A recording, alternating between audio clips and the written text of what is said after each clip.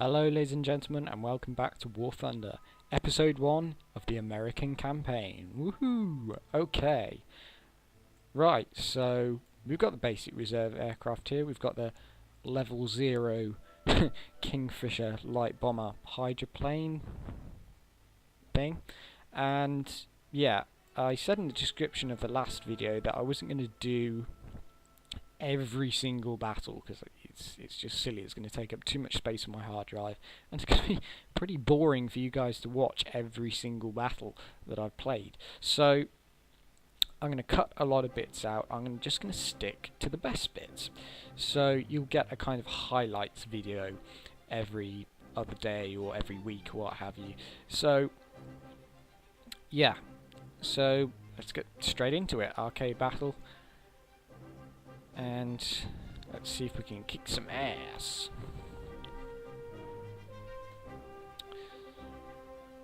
So, well, as you know, I am a level 9 in War Thunder, so I know my tactics as such. I know what to do and what not to do in some situations. So I had a pretty good game in the Russian reserve I-15s when I first played them. It was on one of the events where they got the time 5 experience, so I got 12 kills and I managed to go up 2.5 levels in one game. That was yeah, that was fun. So I'm not saying we're going to do that kind of thing this time over, but yeah, let's just see, because I've not done the Americans before, so I don't know if these monoplane fighters are any different to the in performance to the biplanes that the others use as reserve aircraft. So here we go. We've got a ground strike on Stalingrad, and we're going straight in with our little fighter, a little pea shooter. See what we can do. You know, I'm always amazed every time I come into War Thunder by just how beautiful this game is. I mean, I think I'm pretty much maxed out all the settings, that's probably helped, but just look at it, it's amazing, and the scale of it as well. So, yeah, I love this game. I really should play it more. So, oh god, that's a big cluster of enemies there. See if we can find a lone one to go after. That I-15 looks like a likely target. Let's see what we can do to him. Got some hits on him. Don't overshoot. Don't overshoot.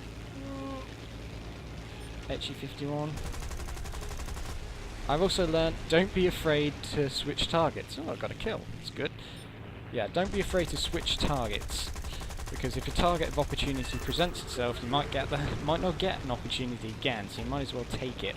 So that's 2 kills, that's not bad. Another pea shooter there. Let's take you out. Yeah, you can tell these guys are pretty new, I think. They're not really doing anything evasive.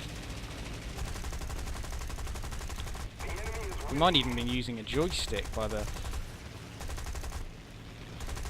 kind of flight maneuvers he's doing. I actually tried my first couple of games using a joystick, and I only used mouse aim when I didn't have that option available to me. Really, it saved me, because I've been doing lots better using just mouse aim.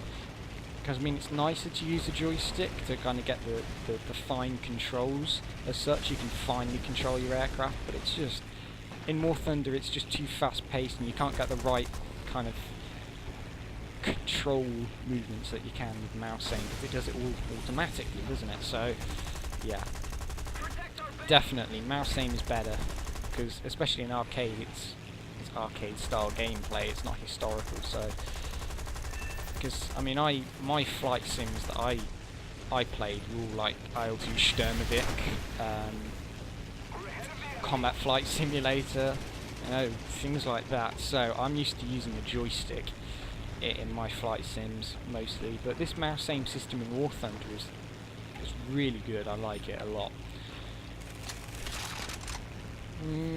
I think let's go in for some of these artillery maybe. Yeah. Target of opportunity. The main disadvantage with playing with lots of new players is they like to ram if you get kind of in that position, so got to be a bit careful. Okay, ooh, lovely, lovely. So we're doing pretty good at the moment. I don't want to push my luck though. It's overconfidence kills. So we take out this I-15.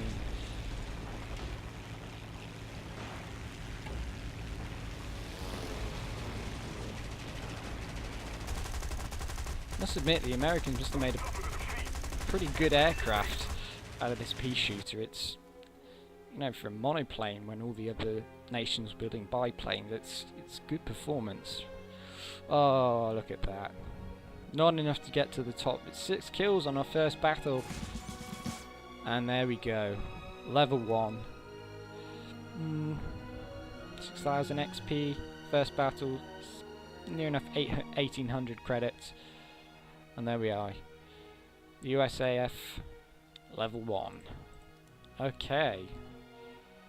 Well, let's get some crew scores going here. I usually go for visibility, G tolerance and stamina first, purely because it just sort of overall improves the pilot, as opposed to vitality, which is if you're getting shot at and what have you, and keen vision is where you look around.